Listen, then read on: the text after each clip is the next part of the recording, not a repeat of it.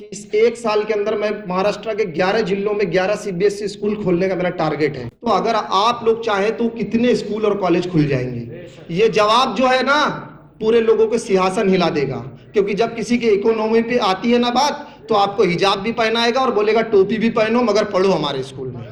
या नबी सब करम है तुम्हारा। तहफ़्फ़ुज़े नामूसे रिसालत सरकार सल्लल्लाहु ताला अलैहि वसल्लम की अजमत पर, सरकार की इज्जत पर उंगलियां उठ रही है। बात अब यहां तक आ गई।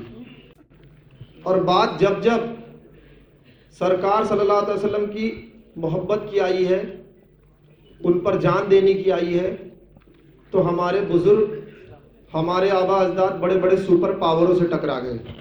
सुपर पावर जो हमने हमारे उलमाओं से बयानात में सुना है और हमने जो थोड़ा बहुत इल्म है वो पढ़ा है। शायद जो लोग आज ये नापाक मंसूबे बना रहे हैं, शायद उन्होंने हमारी गलत हिस्ट्री पढ़ी है। उनको सही हिस्ट्री पढ़नी चाहिए कि हम सुपर पावरों से कल भी टकराए थे और आज के जितने भी सुपर पावर है उनसे भी इंशाल्लाह टकराने की हम हिम्मत रखते हैं।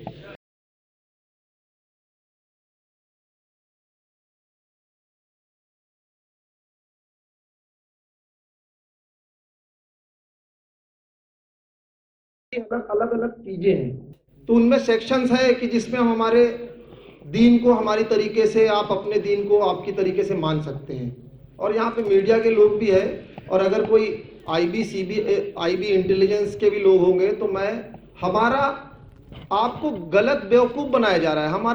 हमारे हिस्ट्री पढ़ लो आप हमारा कंपटीशन आपसे था ही नहीं, आप कहीं थे ही नहीं हमारे कंपटीशन में। आप पढ़ लो हिस्ट्री, वो वर्ड पढ़ लो, हिंदू और मुस्लिम जो वर्ड ला रहे हैं ना, हमारा कहीं कोई कंपटीशन ही नहीं था। जिससे कंपटीशन नहीं उससे क्यों आग लगा रहे हो आप?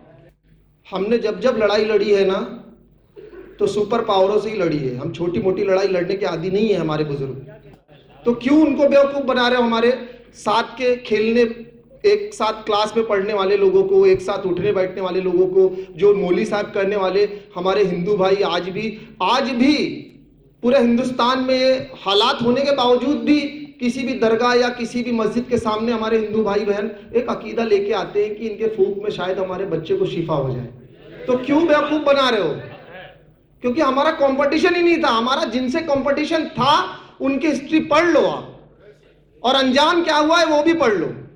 हमारी कुर्बानियां की भी हिस्ट्री पढ़ लो, हमारी लड़ाइयां की भी हिस्ट्री पढ़ लो। आप दोनों हिस्ट्री पढ़ लो कि जब हम कुर्बानी देने पे आए तो सबसे बड़ी कुर्बानियां भी दे दिए, और जब न्यौछावर करने पे आए तो सारी चीजें न्यौछावर कर दिए। मगर आप लोगों के पास प्लानिंग नहीं है, आप प्लानिंग नहीं करते। जो लोगों को हम माइक से बोलते हैं कि वो नागपुर में बैठ के प्लानिंग करते हैं, आप अपने मोहल्ले में एक इमाम के साथ बैठ के प्लानिंग नहीं कर पाते। आपके पास हिजाब का मुद्दा आया था ना, मैंने इन्हीं उलमाओं से सुना है, हाफिज मिल्लत का कौल था, हर चीज का जवाब काम है।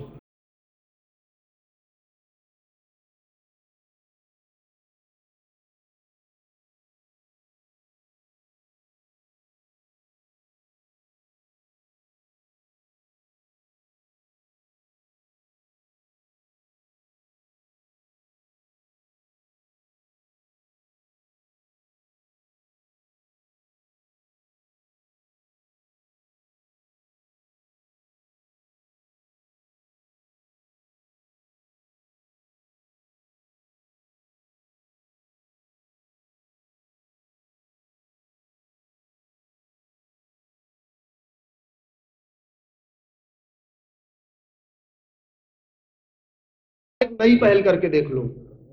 आज जितने उलमा इकराम बैठे, मेरे को तो नहीं मालूम, मगर इतना अंदाजा है मेरे को कि ये ज्यादातर उलमा इकराम यहाँ पे बैठे हैं जो दिल्ली से हैं।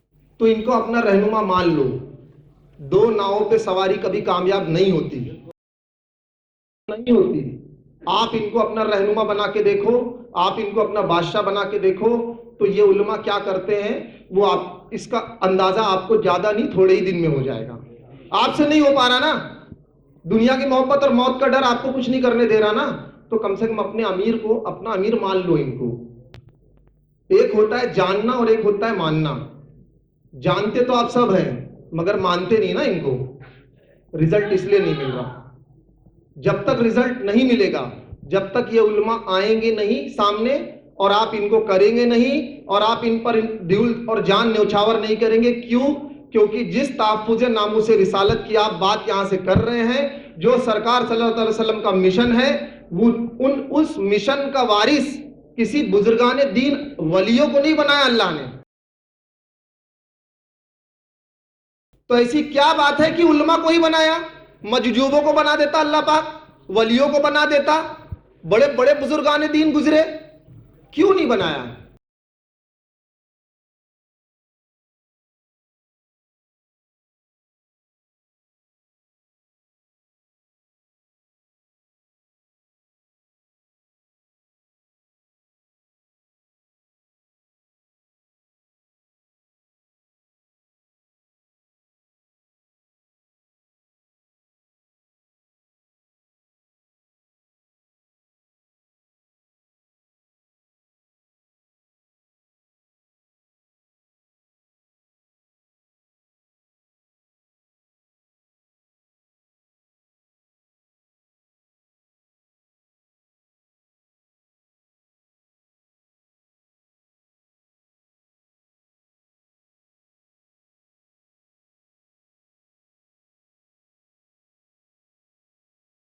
रहेगा ना चमन रह जाएगा, कोई गुल बाकी रहेगा ना चमन रह जाएगा, कोई गुल बाकी रहेगा और ना चमन रह जाएगा, बस रसूल अल्लाह का दीने हसन रह जाएगा, अरे बस रसूल अल्लाह का दीने हसन रह जाएगा। इसका आखिरी शेर पढ़ देता हूं, बस टाइम नहीं है।